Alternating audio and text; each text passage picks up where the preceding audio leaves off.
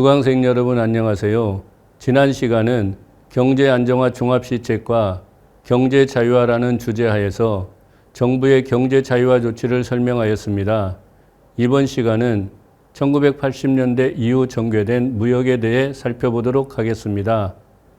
이 그래프는 한국 경제가 100억 불 수출을 달성한 1977년부터 2005년까지의 수출액 추이를 나타낸 것입니다. 고도성장기와 마찬가지로 이 기간에도 수출은 매년 빠르게 성장했다는 것을 확인할 수 있을 것입니다. 그래프에서 확인할 수 있듯이 1977년에 100억 달러의 수출을 돌파한 이후 수출은 매년 꾸준히 증가하여 1988년에 처음으로 500억 달러를 넘은 607억 달러를 기록하였고 1995년에는 1천억 달러를 수출을 돌파하여 1,251억 달러를 기록하였습니다. 그 이후 1997년 외환위기 직후 수출이 감소했다가 2000년에는 처음으로 1,500억 달러를 넘어섰고 2004년에는 2,500억 달러를 넘어섰으며 2005년에는 2,844억 달러를 기록하였습니다. 이 결과 1977년에서 2005년까지의 연평균 수출 성장률은 12.7%를 달성하였습니다. 물론 2005년 이후에도 한국의 수출은 매년 꾸준히 증가하였습니다.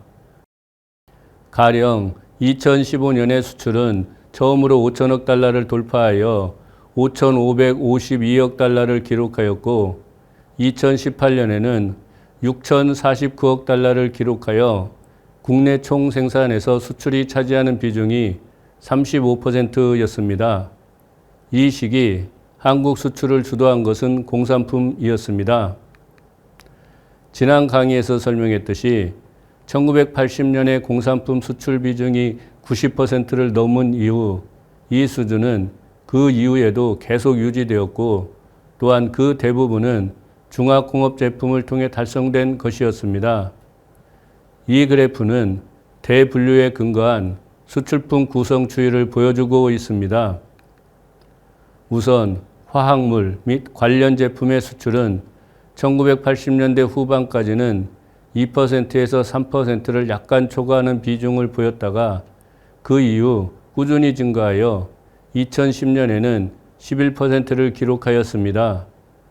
재료별 제조품, 기타 제조품과 기계 및 운수 장비의 수출 추이는 1980년대 초에 극적으로 대비되고 있다는 점을 확인할 수 있을 것입니다.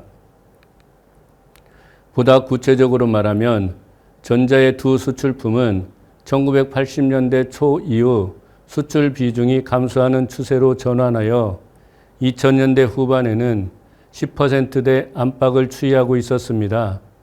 반면에 1980년대 초에 가장 낮은 비중을 차지했던 기계 및 운수 장비의 수출은 이 기간 동안 매우 빠르게 증가하였습니다. 1977년에 18%에 불과했던 수출 비중은 1983년에 33%, 1991년에 42%, 1995년에는 처음으로 50%를 상회하였습니다. 그 이후에도 기계 및 운수 장비의 수출은 계속 증가하여 2004년에는 63%를 기록하였습니다. 그 이후 이것의 수출 비중은 줄어들었지만 2010년의 수출 비중은 여전히 57%를 기록하여 1980년대 이후 한국의 최대 수출품의 지위를 차지하였습니다. 이 그래프는 1977년에서 2010년까지의 수입액 추이를 보여주고 있습니다. 수출과 마찬가지로 1977년에 처음으로 100억 달러를 넘긴 수입은 그 이후에도 매년 지속적으로 증가하였습니다.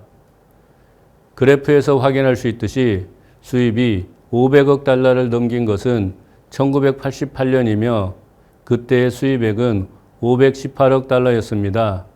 또한 1994년 이후 수입은 매우 빠르게 증가하여 1996년에 1,500억 달러를 상회하였고 1997년 외환위기 직후 수입이 감소했다 다시 빠르게 성장하여 2006년의 수입은 3,094억 달러를 기록하였습니다. 이 기간 동안 최고 수입액은 2008년에 4,353억 달러였는데 그 이후에도 수입은 꾸준히 증가하여 2011년에는 5천억 달러를 상회하였습니다. 이와 같이 수입은 수출과 마찬가지로 매년 꾸준히 성장해 왔다는 것을 확인할 수 있습니다. 이 그래프는 대분류별 수입품 구성 추이를 보여주고 있습니다.